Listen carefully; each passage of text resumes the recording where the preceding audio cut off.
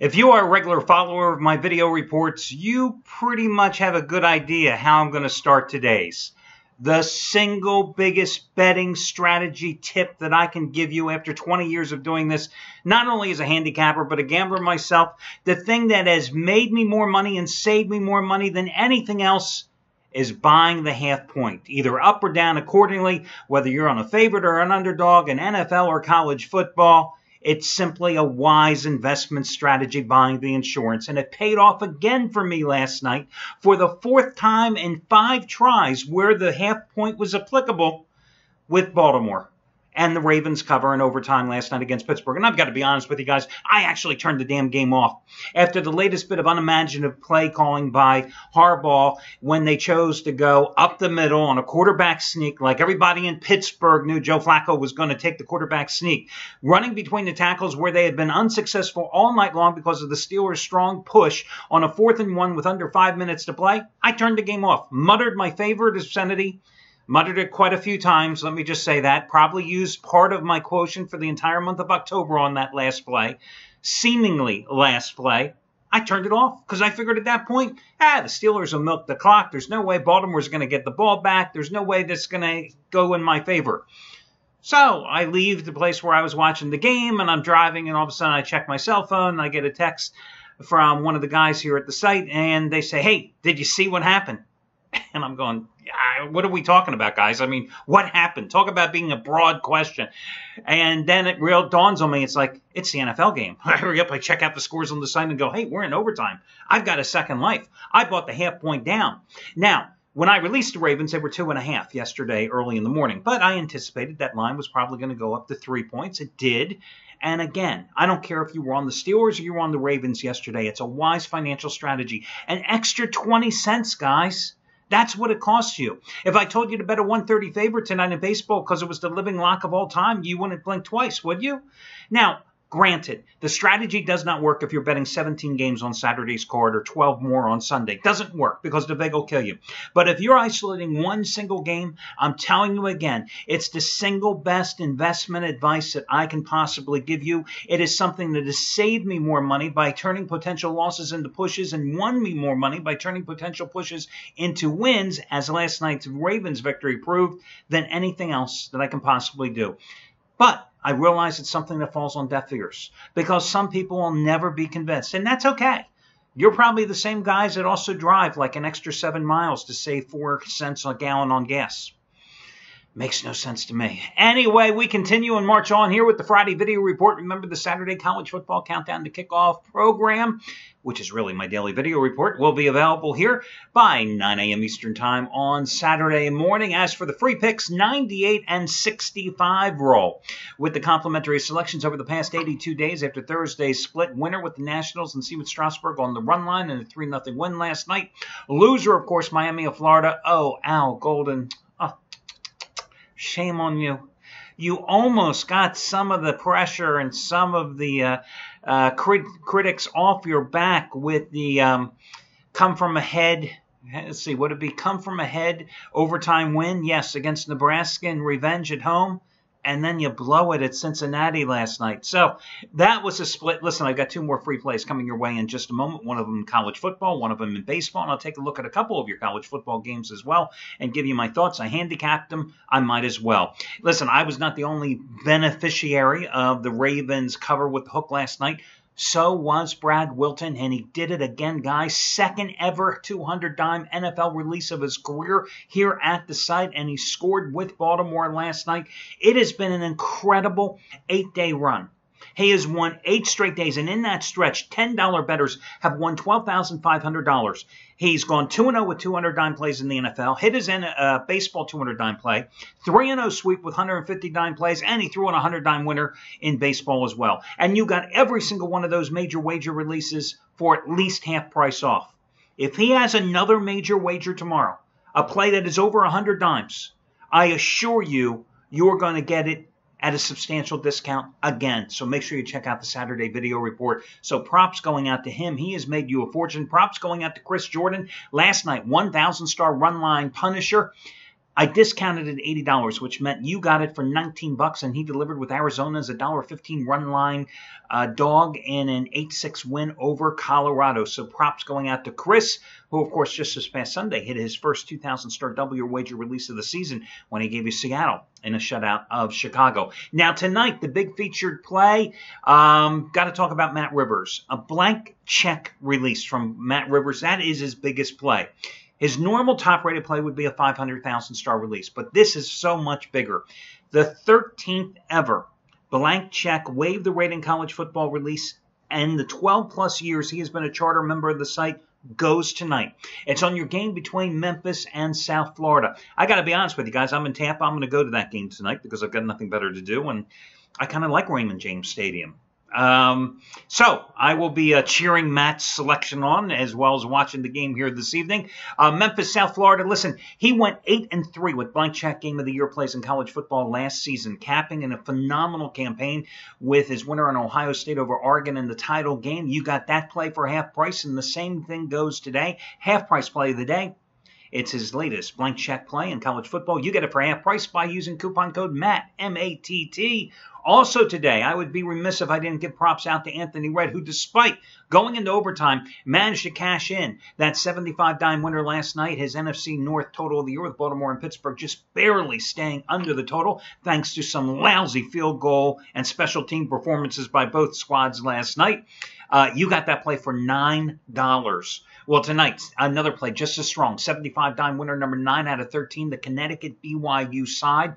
He's calling it his college football odds makers error lock of the year. It equals last night's 75-dime winner. It's bigger than the 70-dime winner on the Steelers winning at St. Louis on Sunday. It's bigger than the 50-dime winner he had on the Packers over the total on Monday night.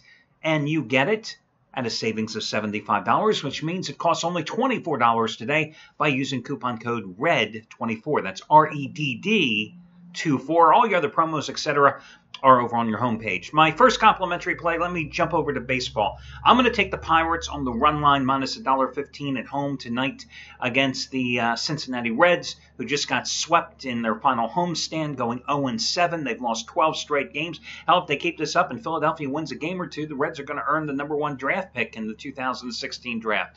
They're going up against the Pirates and Francisco Liriano. Now, Liriano is a guy, and I've talked about this many times over the past year, where I like to ride him when he's coming off a nice stretch of high strikeout performance games. In fact, he's only 1 strikeout shy of breaking his career total set years ago, pre-injury, I think, with the Minnesota Twins. Well, he's on another one of those rolls right now. Not only are the Pirates 15-1 straight up in his last 16 starts, but they've won 10 straight starts of his at PNC Park. He's coming off a 9 strikeout performance in 7 2/3 innings against the Cubs on Saturday. He struck out 9 in 7 innings in his prior start in LA against the Dodgers. 4 starts ago, registered 10 strikeouts. Now, in those last 2 starts against the Cubs and the Dodgers, he gave up 9 hits and 2 runs in 14 2/3 innings. He's faced the Reds twice this season. He has a 1.38 earned run average. He struck out 10 in 6 innings versus them just back on September 8th, giving up 3 hits in those 6 shutout innings. And, of course, in the season opener, struck out 8 in 7 innings of 2-run ball against these same Reds. So, the Reds have lost 12 in a row. They're going with the rookie Sampson here tonight. They've lost his last 5 starts. He has a 6.97 earned run average in losing 2 starts against the Pirates this season. Again, I'm going to go with the Pirates. One other thing. I read something here that Sampson, the rookie going for the Reds here tonight, said that after his last start that his fastball wasn't there. And he said it's the first time he's ever pitched in September.